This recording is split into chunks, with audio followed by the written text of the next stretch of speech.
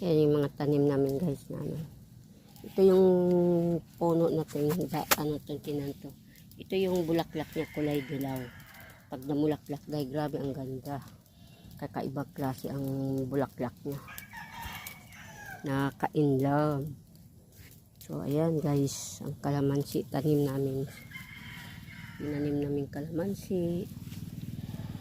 Ayan naman ang langka.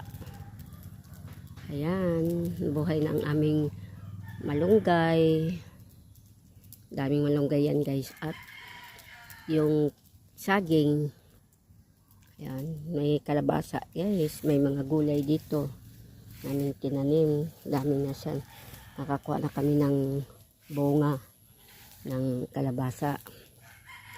Dami niyang bunga.